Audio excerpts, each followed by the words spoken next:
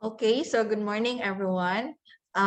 Before we start with our first lesson for this module, I hope that you are fine right now. You are doing well with your families or your loved ones right now. And please make sure that before you watch this video, you have eaten your breakfast or your meal, and you already have your notebook and your pen beside you so that it would be easier for you to take note of the important details while I am discussing. Okay, so this subject again is the facilitating learner-centered teaching, the learner-centered approaches with emphasis on trainers methodology 1. So for trainers methodology 1, I have explained it to you during our orientation that this will be the introduction of the TM1. So TM1 will be taken after you already have your national certificate and after you have graduated. So, kung wala pa may kanang national certificate, then you have to take that first before mo maka-TM. So, TM1 is associated or integrated in this subject so that it would be easier for us to combine together with how we teach our students in a learner-centered way. So, for the Module 1, Part 1, let's have first the introduction for this subject. This course is designed to explore and equip pre-service teachers. The pre-service teachers are those teachers who are not yet in the field of teaching, but are going through the field of teaching. So these are you, with the fundamental principles, processes, and practices anchored on the learner-centeredness and other educational psychology supportive of learning environments as these apply to facilitate various teaching learning delivery modes to enhance learning. So we need to keep in mind that we have to have the various learning strategies in catering the needs of the students so that it would be easier for them to cope up with the lessons we are going or giving them. So it also includes the demonstration of knowledge and understanding of differentiated teaching to suit the learner's gender, needs, strengths, interests, and experiences. Furthermore, pre-service teachers will be trained to implement teaching strategies that are responsive to learners' linguistic, cultural, socioeconomic, and religious backgrounds.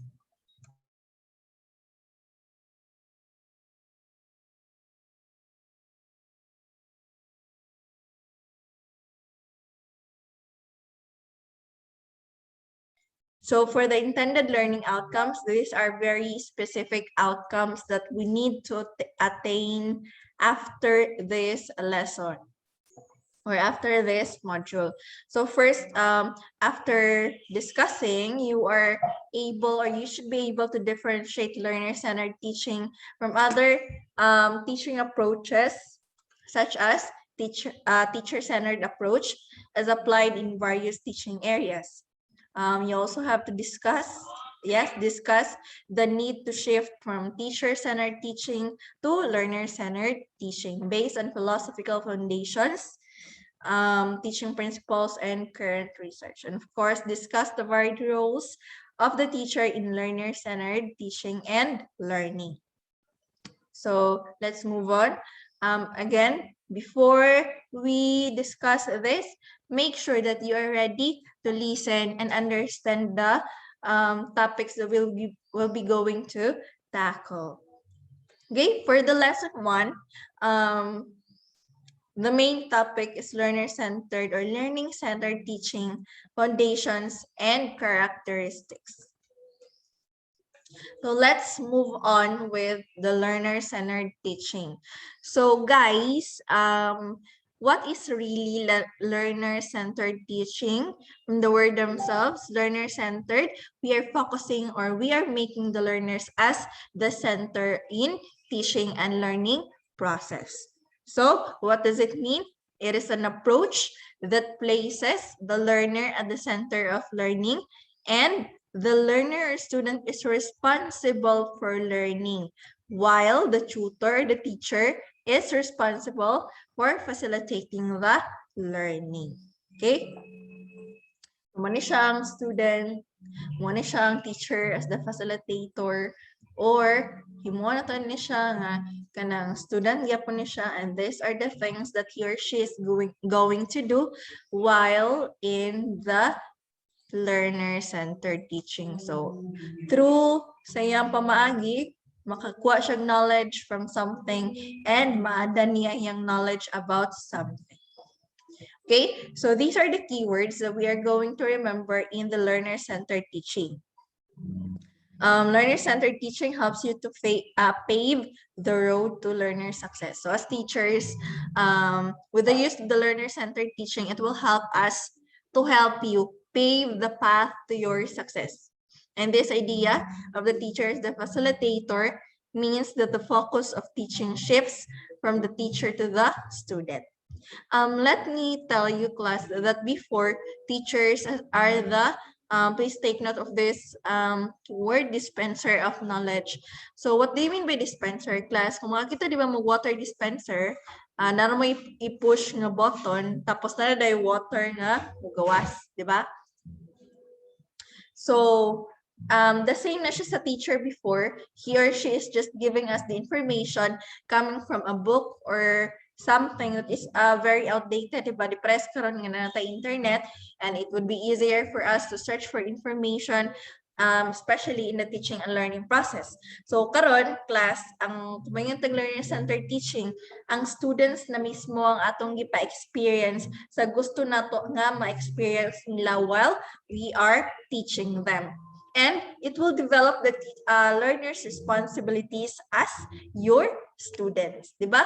Pag kuwan naman siya, class, hands-on, the learning is more effective and efficient sa students rather than minds-on only, di ba? So, since facilitator naman ta, so kita ang kanang gakuan sila guide, di ba? Guide on the side. Dili na para sa unang dispenser of knowledge ta sa ilaha.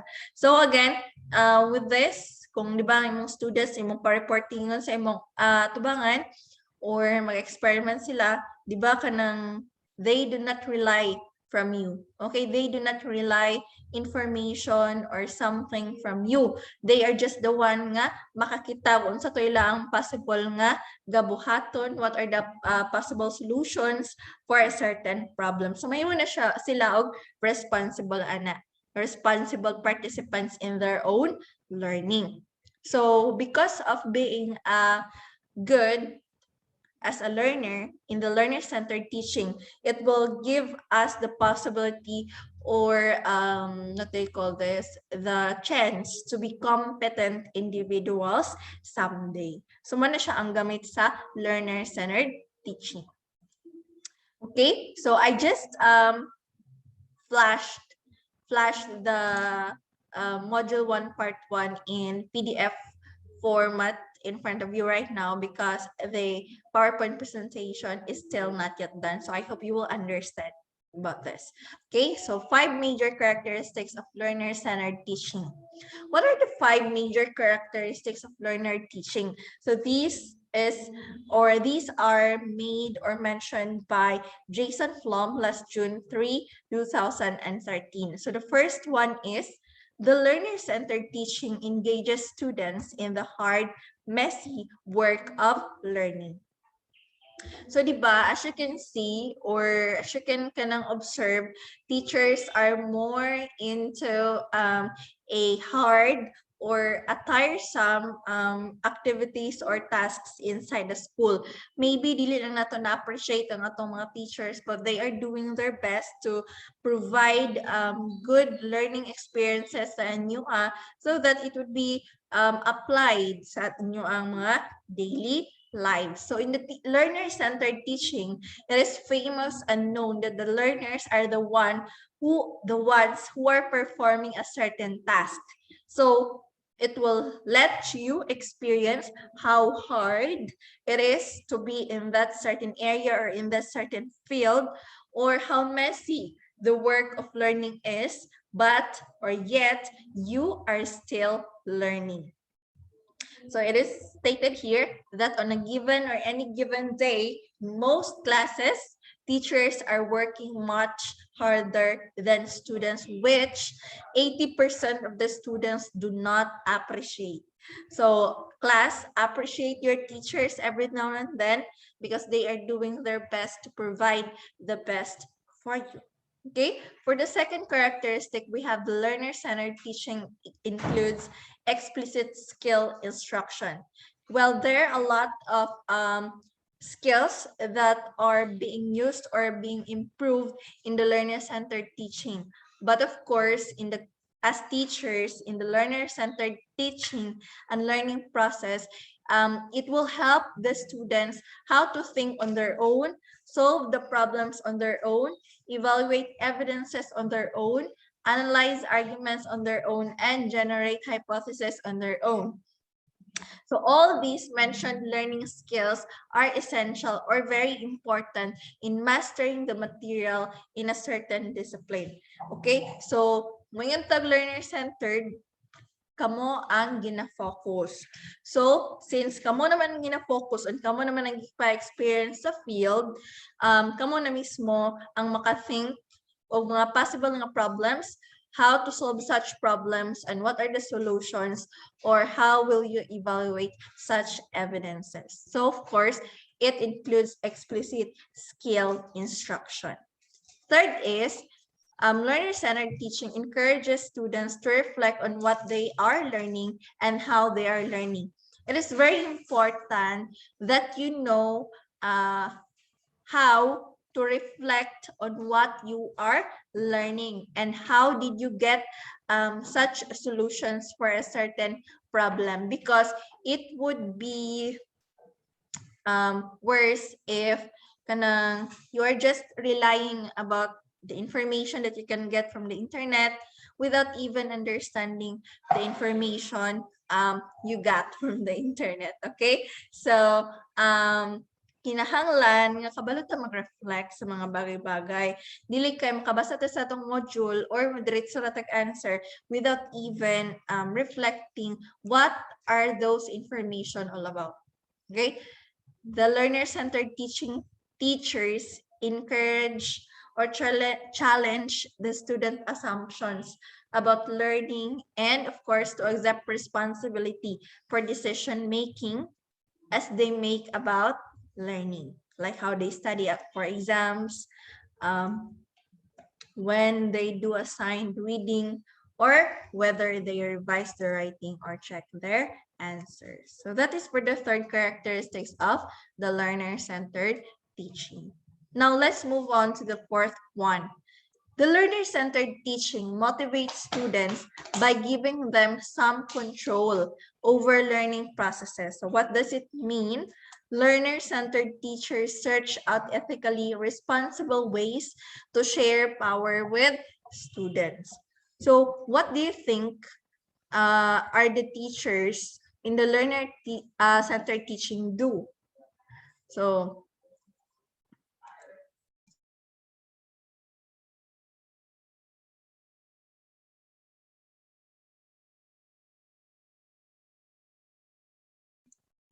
So, di ba, sa traditional way of teaching and learning process, the teachers are the one who are explaining a lot in front of us. And then we give answers after siya mag-explain. Tapos, explain lang gamay kita. And we are all aware that their information are very outdated. So, mas nice karon kay teachers can search information from the internet about something so that he or she can prove or see nga reliable ang iyang information nga ichika sa inyo ha. So of course, it is our great responsibility to motivate you students in everything that you're going to do or every now and then, especially sa inyo ang pag-school or especially sa inyong pag-reach sa dreams. So di ba? When the learner-centered teaching is mahitabo inside the classroom, you're giving a responsibility or you're given the control about such learning processes. For example, in the reporting stage sa isa ka students or education students. So the teacher will let you experience on how to discuss about the topic well, and he or she will be giving you the chance also to provide a quiz or a test or a self-checkup test to your students or to your classmates. So you were given the control over learning processes. So through that, you will be mastered about something. Diba? Ma-master ninyo saan pagka nang discuss in front of your classmates, and it would be easier for you to cope up with the changes around you.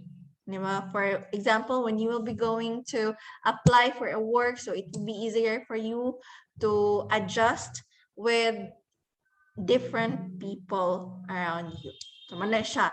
Learner-centered teachers search out ethically responsible ways. So, teachers are trying to do their best on searching for reliable, credible, and ethically responsible ways so that it can help you to be competent individual someday.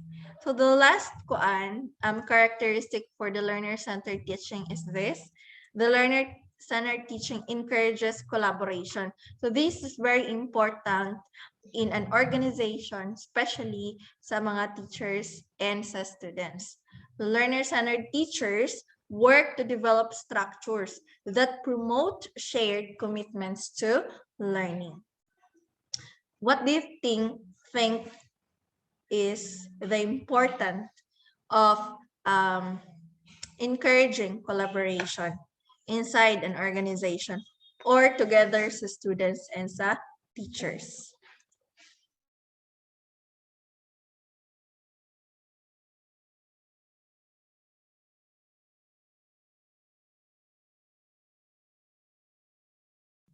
So class, if you are an introvert, tapos you are not so into social responsibilities or kanang makik-friends sa imong mga classmates, di ba? Or dili kay kahilig nga makikchika sa imong mga classmates. So there is a learner-centered teaching. You are encouraged to be collaborative. So for example, sa mga group works nato, na mga PITs or mga projects na kinahanglan a group of students are involved or is involved, diba? So learner-centered teachers will encourage you to be more collaborative in the teaching and learning process.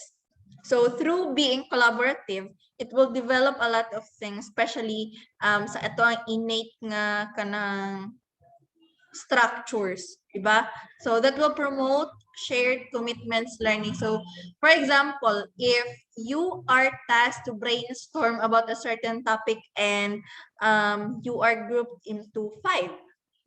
So 5 members mo, at least 2 of them know that topic, okay? Know the topic, tapos 3 of you do not know the topic. So through the collaboration process, you are able to share different learning to your students, or you are able to share about something about that topic. So, muna siya ang importance sa learner-centered teaching. Kay if teacher-centered siya, teachers are the one who are dispensing the knowledge sa inyo ha, and you will not be able to understand better about that certain topic unless imo siyang na-try. Muna kinahanglan nga hands-on, minds-on ang atoang learning, because learning is a lifelong process. So mo to siya ang 5 major characteristics of learner-centered teaching. So before we proceed, I hope that you have understood everything about the learner-centered teaching. So if not a learner-centered teaching, we have to understand first what is also the teacher-centered teaching to learner-centered teaching, or how does it shift from being teacher-centered to learner-centered. So first, we have this philosophical perspectives that you can meet all throughout this period of being an education student and during sa imo ang pag-take og let ends kung mag-teach pa jud ka someday. These are the things that we need to remember as soon to be teachers. You should remember this information so that it will be easier for you to explain sa imo ang mga students someday. So the paradigm shift from teacher-centered to learner-centered. How? How does it happen? So let us understand the teacher-centered first.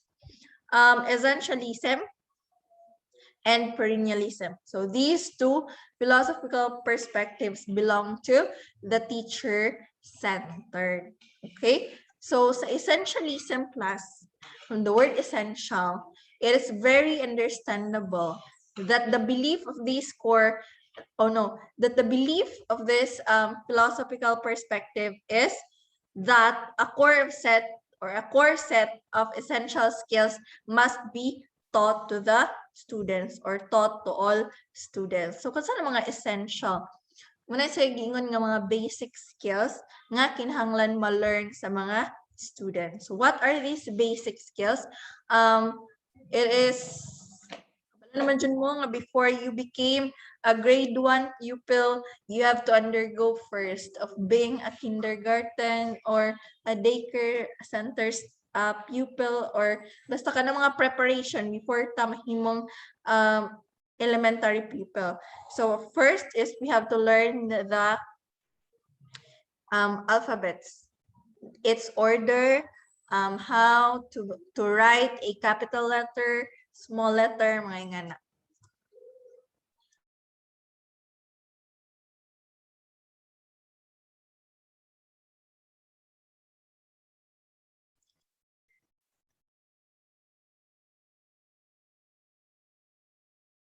Another class is you already learned how to count.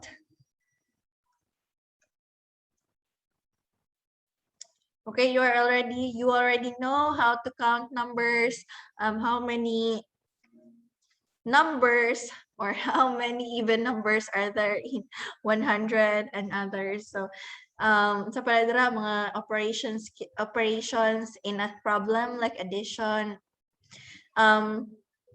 division, multiplication, mga.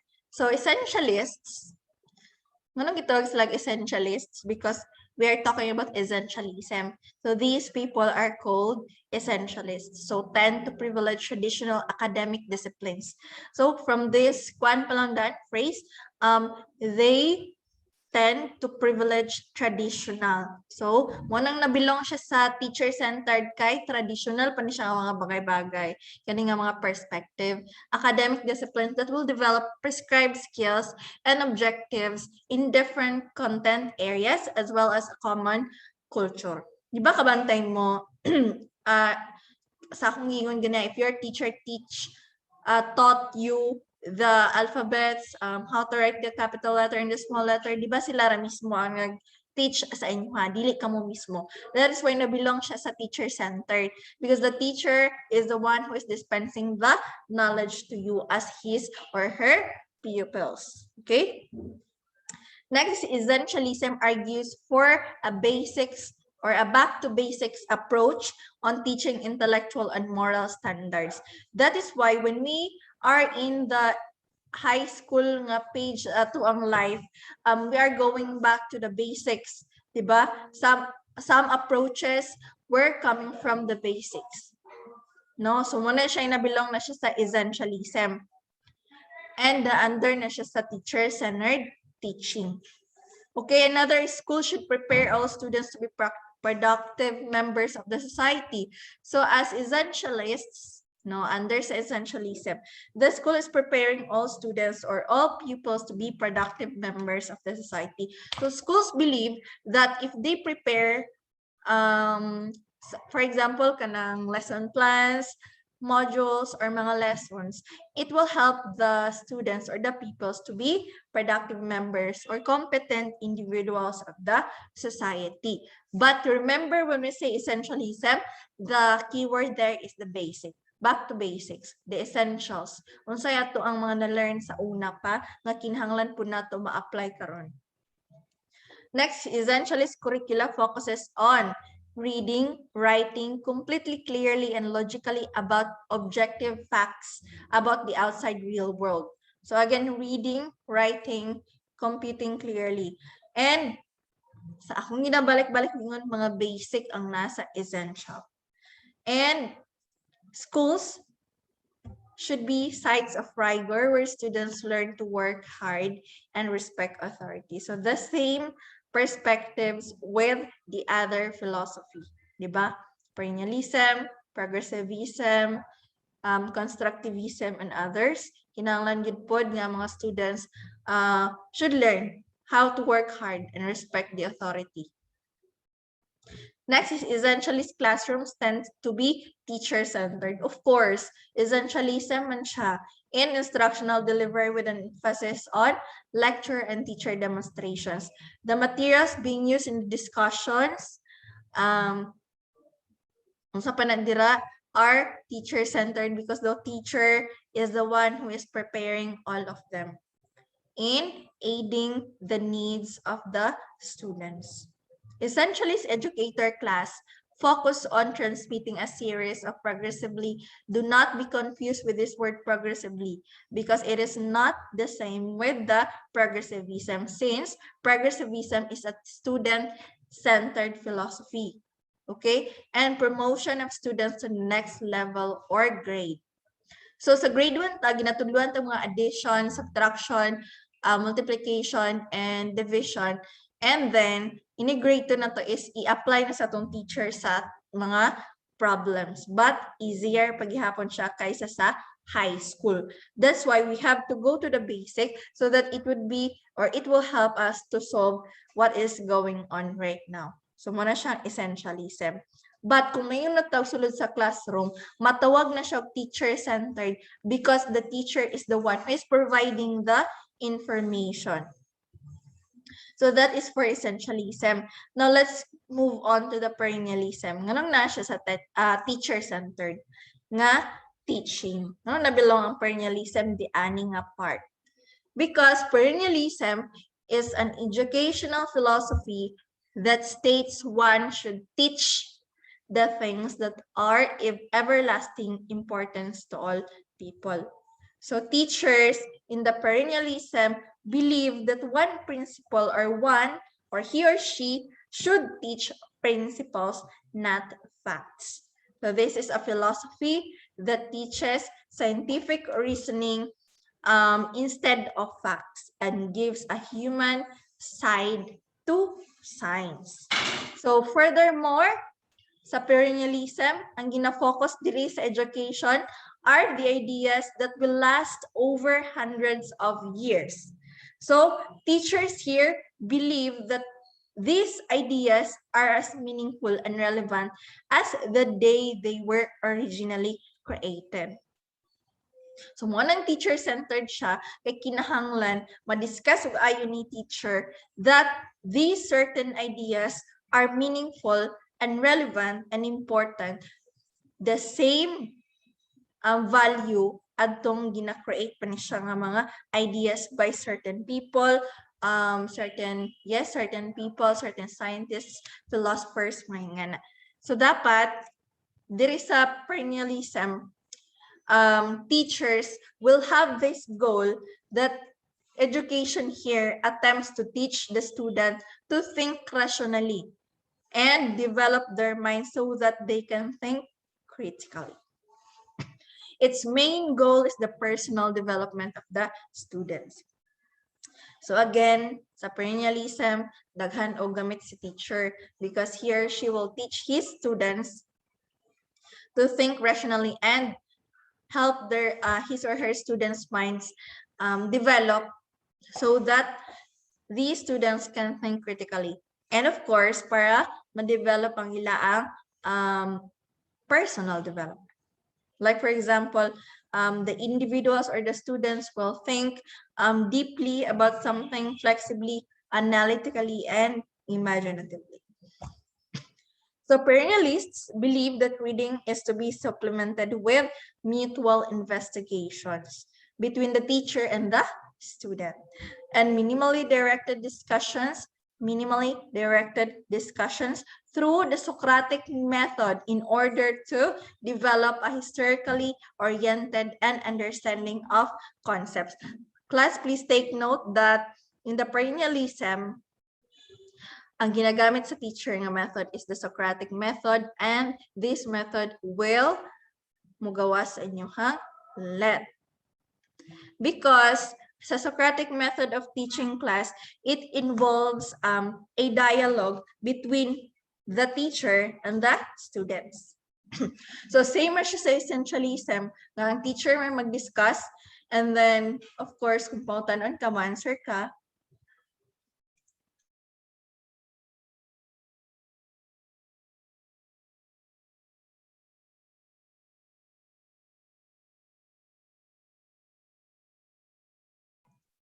And same sa perennialism nga, ang teachers will be the one who will ask questions, mag-provoke ni mga questions, and then you have to answer actively. And also, mangutanasod ka sa teacher, and the discussion will continue. So, ay nga nang nasa perennialism. Mong nabilong siya sa teacher-centered kay mainly ang teacher maoy you dispense of knowledge. Okay, so that's it for the two philosophical perspectives for the teacher-centered teaching. Before I forget, class, ang perennialists or ang teachers under this are primarily concerned with the importance of mastery of the content and development of reasoning skills. So I hope you will know, you will have, or you have understood about the difference between essentialism and perennialism and why nabilong siya sa teacher-centered teaching. Okay, so moto siya, duha siya ang nabilong sa teacher-centered. Now, let's move on with the learner-centered. So, kanina, I have discussed to you what is learner-centered. So, the focus here or the center here is the learner. So, we are letting the learner experience what we experience in the field. Okay, so first is the progressivism.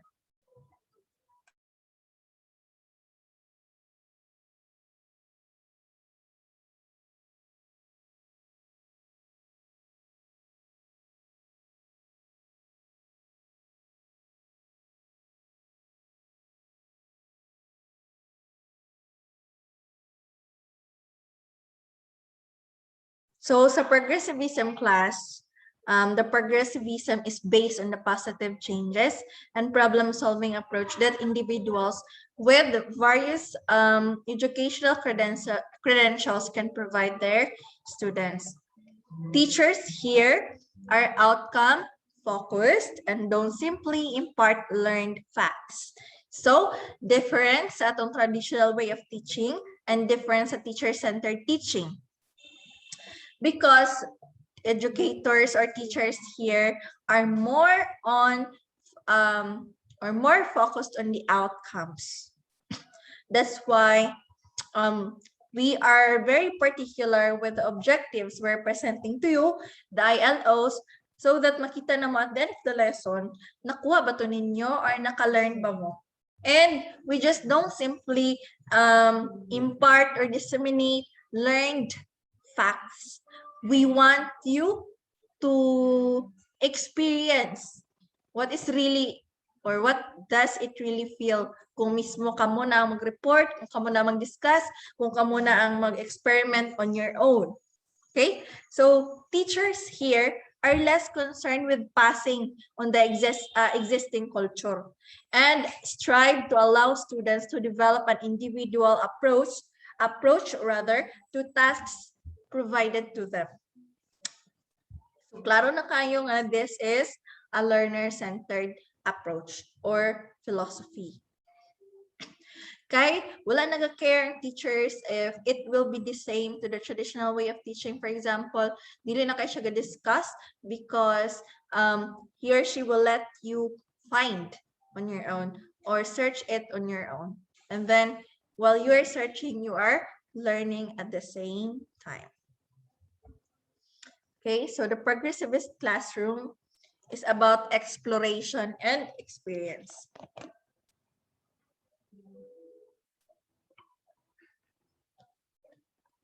Ganun ganyan siya exploration and experience. Kaya di ba kanang learner-centered na siya. So you're the one who are experiencing the tasks given to you, di ba? So the more the experience, the more the learning. So karon sa 21st century, the teachers are the guide on the side or the facilitators in the classroom, where you students explore physically, mentally, morally, and socially, or social growth inside the classroom. So before dili kay close ang mga students, no, because they're just the one or they are just listening to what the teacher is discussing. So right now, since na may classroom exploration or na naman ka ng mga activities, so ma-develop naman physically, mentally, morally, and socially.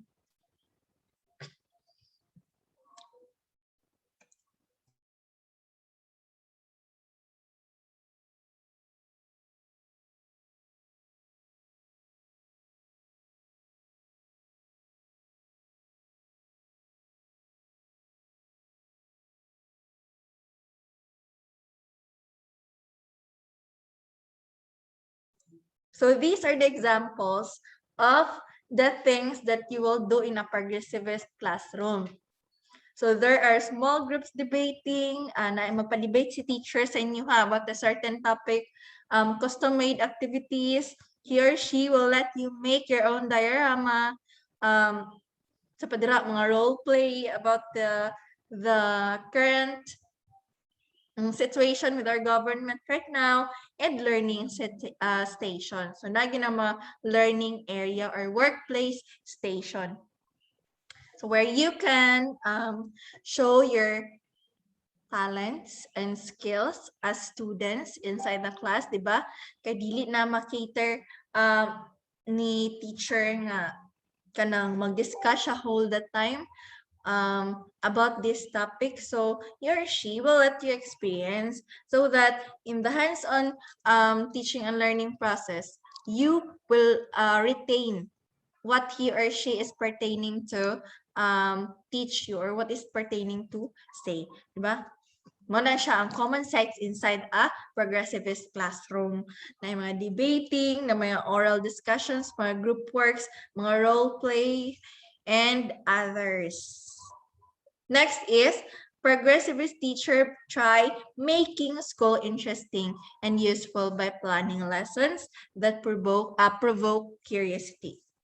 Not just lessons, but also questions that will develop your higher order thinking skills. So there are lessons na sugod palang daan in nag-present ni teacher is ma-curious na mo. And it will engage you to learning more, di ba? It will catch your attention nga, for example, if ang gihatag sa inyo ni teacher nga lesson is very catchy. So, muna siya ang secret food nga imong student gusto nimo makita nga ganahan siya maka-learn from you. So, again, so karong panahona or karon after you have listened, you can say that we are implementing the progressivist teaching or progressivist or progressivism na philosophy inside our classroom. And you can say that this is purely learner-centered teaching. So, mo to siya ang progressivism class under sa learner-centered. Next is the humanism. From the word human, humanistic learning is a student-centered. So the students are encouraged to take control over their education. But that doesn't mean sub-class na kamo na mag-control kung kanus-a mo magpasa inyo ang requirements. Diba? So you make choices that can range from daily activities to future goals. So nganong na humanism? Because you are encouraged to focus on a specific subject area of interest for a reasonable amount of time you can choose. And the teachers here are utilizing humanistic learning because we believe, or they believe, that it's crucial. It's very important for you to find motivation and engagement in learning, di ba? Kung ano yung ganahan, hinanglan mo or ganahan mo nga i-motivate, i-engage more into learning. Diba? Because you can learn more or you can learn better and you will retain the information better if gina-engage or gina-motivate mo sa inyong mga teachers. So the effectiveness of the psychology approach is based on learners feeling engaged and self-motivated. So makita na to class nga effective ng humanism nga philosophy inside the classroom if makita na to ang atong learners nga gusto gid sila maka-learn from you. Kanang makita na to nga self-motivated sila, engaged mo nang maningkamot with their responsibilities as students inside our classroom. So, to conclude, we can apply these different philosophies inside our classroom, especially that we are now in the 21st century and learner-centered na siya.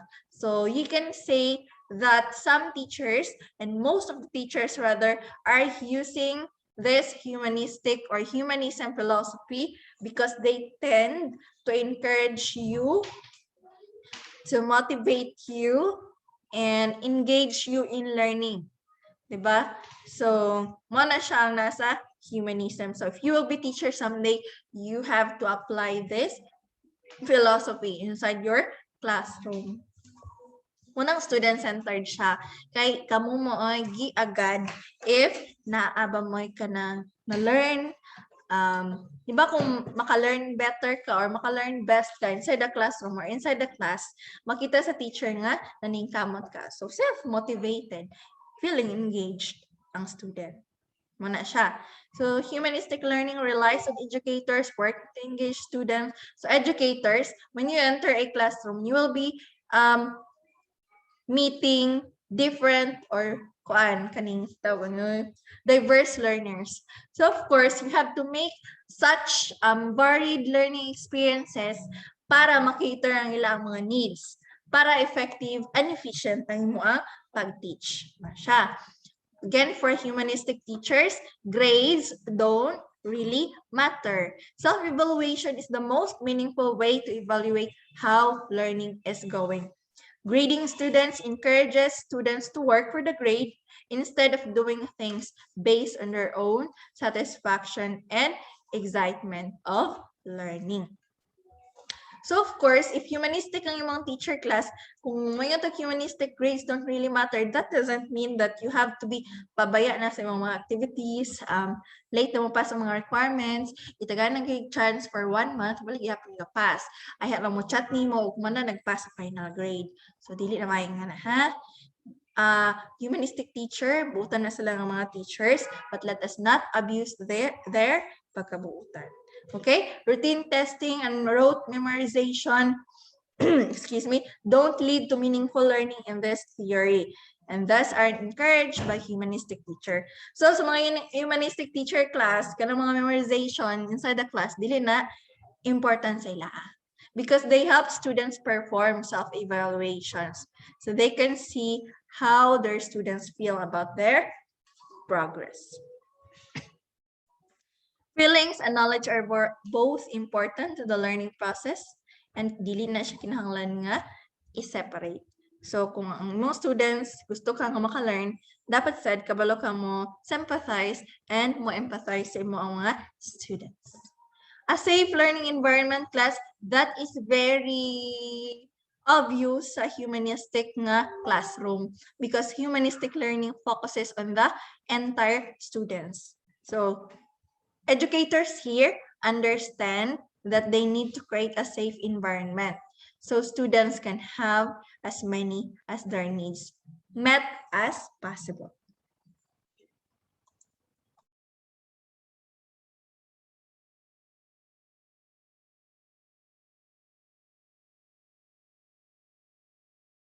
So mo to siya ang sa humanistic or humanism nga philosophical perspective. So very nice siya kay ma-engage mo, ma-encourage mo as students inside the classroom. So focus gito ninyo nga mga students. Third is constructivism. What do you mean by constructivism? Another pwede I know sa before I forget sa progressivism, ma-apply sa nato na siya nga kanang humanistic I know nga philosophical perspective dili lang sa kanang learner-centered. Kana bitong when you are in the elementary, ang math nga inyong gigamit is sayonra. Tapos when you are in the high school, magka-improve na ang kalisod. And when you are in the college, lisod na gyud siya. Lisod na. So that can be called also as progressivism. Spiral ang approach or spiral ang curriculum. Okay? So constructivism naman, it is the theory that says learners construct knowledge rather than just passively taking in information. So you are the ones who are constructing your own ideas or opinion about a certain topic or a certain chika, diba? As people experience the world and reflect those experiences. So, kaning constructivism class, according to our reviewer before, it is more focused also on the real life situations of the person. So, kanay mga experiences, magamit na nimo diri sa mga constructivism nga philosophy. The keyword, another keyword is the schemas. And the schemas are the pre-existing knowledge. So those knowledge are your knowledge na ginatawag niyo karon og stock knowledge. So mo na siya. So as people experience daw sa mga experiences here in this world, you are or you can build your own representations. And katoy mo ang kanang ma-realize karon, ma-incorporate na nimo siya sa imo ang mga na-learn before, sa imo experiences before, or sa imo ang mga pre-existing knowledge. So through that, makagama ka og positive or effective nga result or impact in the teaching and learning process. So constructivists or kanang mga teachers, they believe that the learning occurs as learners are actively involved in the process of meaning and knowledge construction. For example, inside your class, you are asking about about kanang teachers before og karon. So, sa yung may istorya about sa education before karon or ways sa pag-teach before o karon. So, as you go further and as you learn a lot or more about that istorya or kanang chika or topic, so kanang ma-realize nimo nga as you were in the elementary or in the high school baka kanang nadya kalahian, na big difference ang way of teaching before o way of teaching karon. That's why makagama na yung kagimo ang opinions, imo ang ideas or realizations about this, and then you can connect sa imo ang na-learn before, so that it would be easier for you to, of course, to help yourself be more knowledgeable about a certain topic, balik-balik, and then about makatabang po siya nimo para kanang boost sa imong confidence in answering your teachers. Literally, maka-answer ka sa mga questions sa imong teachers because na-connect man nimo ang karon ni mga learning og sa una nga learning or knowledge. So mo na siyang constructivism. Keywords are the schemas or the pre-existing knowledge and building on representations, ideas, opinions with the schemas. Mga siya. And then, kamo may key sa constructivist nga theory. Nga naman, because you must develop certain dispositions personally and socially in order to thrive in the constructivist environment. Makaingan ta class na as we're dealing with our daily lives, we are living in the constructivist environment. Because every now and then, we do experience a lot of experiences and we face a lot of problems. And of course, we had so many solutions for those problems. And with the help of our experiences, natay daghan nga mga na-learn. So overall, the learners, you as learners or we as learners are responsible for our own learning. And of course, we can control of what exactly ato ang gusto ma-learn. Muna siya, in a constructivist classroom, learning is an active process. Again, learning is an active process in a constructivist classroom. Because ito, you are actively engaged and responsible for your own learning. So, mag-touch ta ni Brennan Brooks. According to him, the learner controls their own learning, not the teacher. So, do you believe so? Because for me, yes, the learning controls their own learning, or the learner rather. Okay, so we are the one who are controlling ourselves. Of course, we are the one who are controlling our own learning. So it is up to us if gusto ni mo na siya i-learn or not. Hindi lang teacher. Ang teacher, gatag na ng information, ga-guide na nato to do a certain tasks or a certain task better. So in addition, the learner should give their opinions and viewpoints. Kaya di ba learning is lifelong. So of course, kung naka-idea, you have to share it to everybody. Because you also have to demonstrate your own knowledge every day in a variety of ways. Kabantay mo pag dili niyo ma-share yung knowledge about something, malimtan niyo siya, but kung mo siya i-share balik-balik, you will retain that knowledge. So in the classroom setting, you as the learner would be asking questions. So naging ang mga house and wise. They would express an interest in, or they would express an interest in the activities. So you will have the interest in the activities. And of course, you would initiate interactions with others. So may nakanay sa constructivism nga philosophy or sa constructivist nga classroom. So if you will be teacher someday, you have to make sure of it na dili lang kamo permi ang ga-discuss sa atubangan. You have to include your learners. Because the learner also wouldn't make decisions.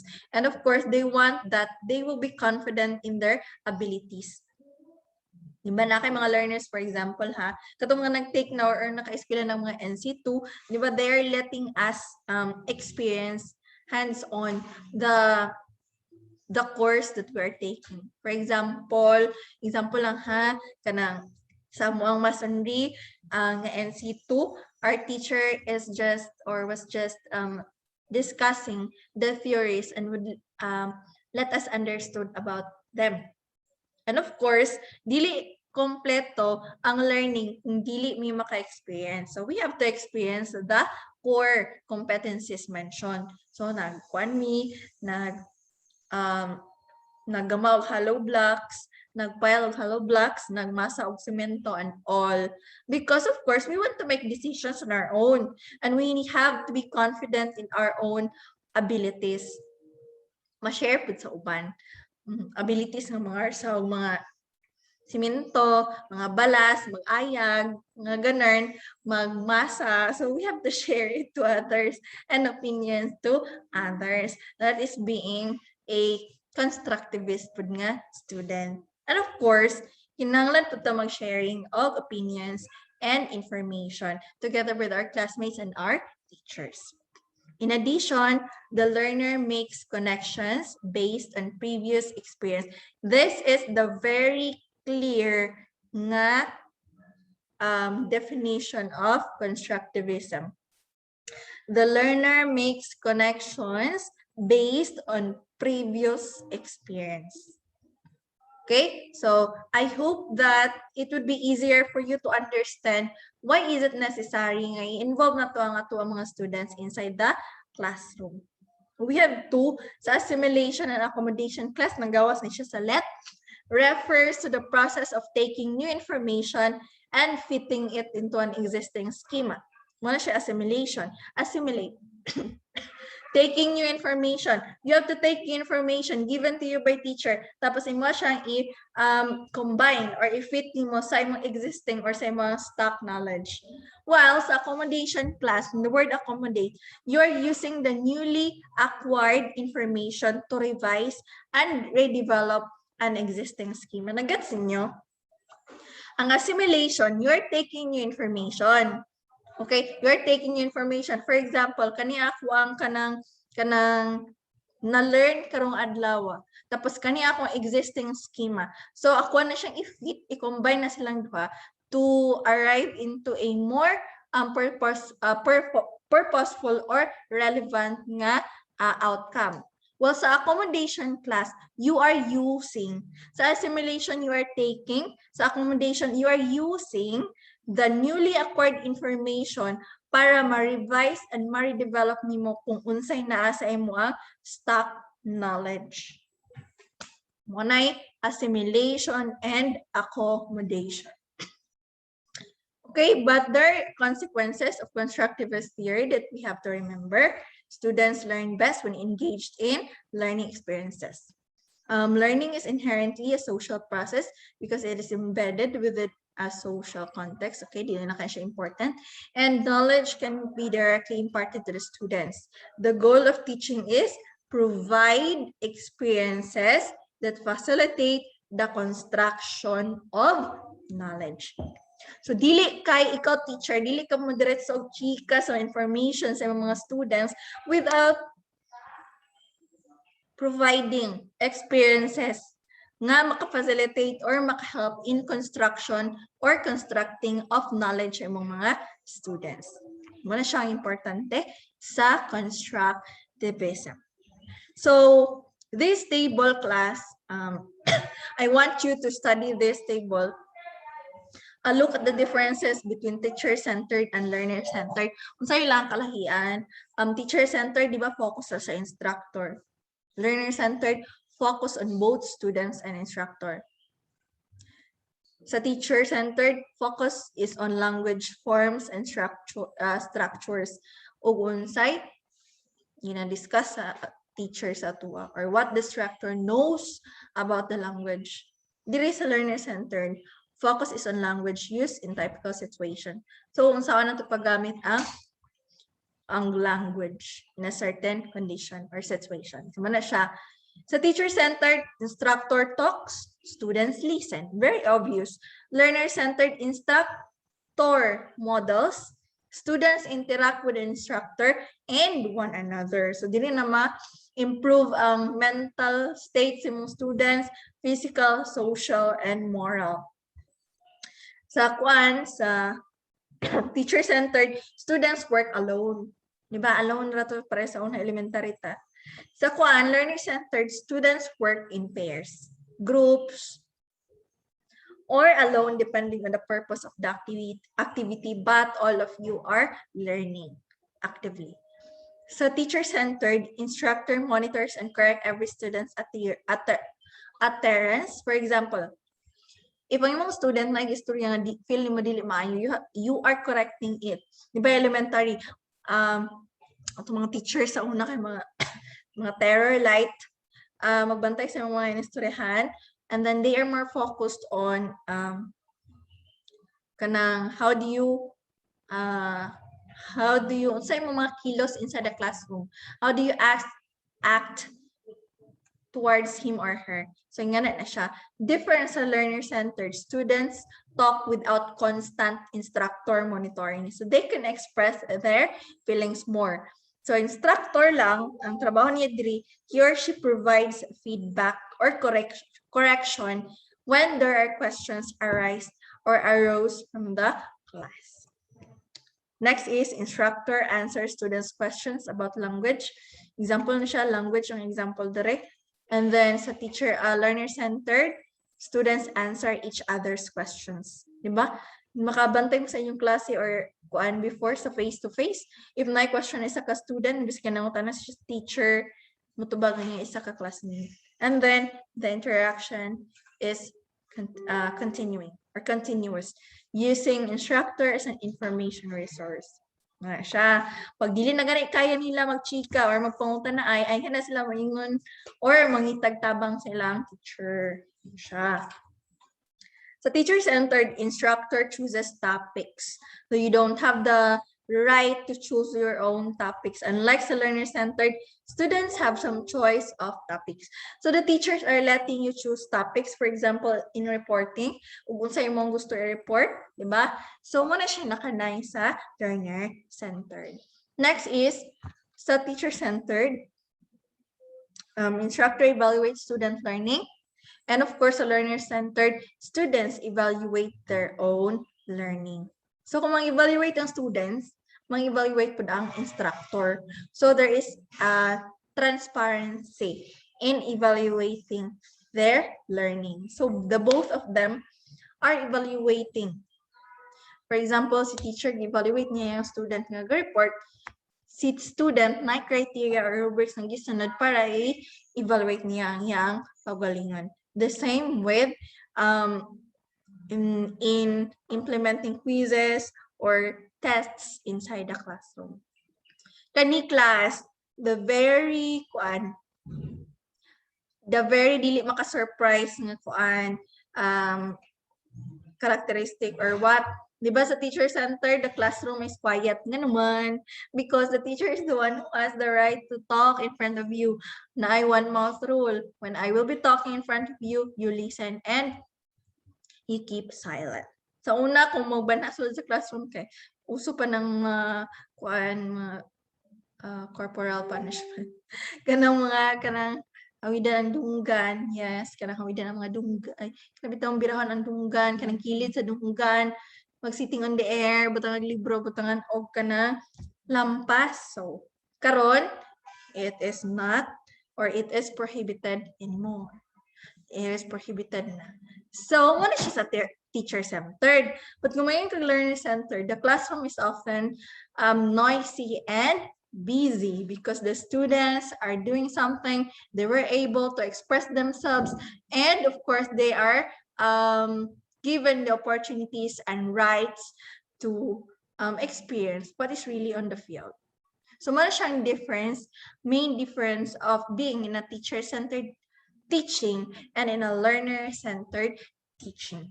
So class, this table came from the National Capital Language Resource Center, a project of the George Washington University. And these are the references from, or these are the references used for this lesson or this module. So if you have questions, don't hesitate to comment in our FB group or chat me or chat sa to ang GC. And on our next video, I will be discussing the module 1 part 2. Ako siyang gikat because it is very boring and the information that you can get will be too much if ako siyang usa.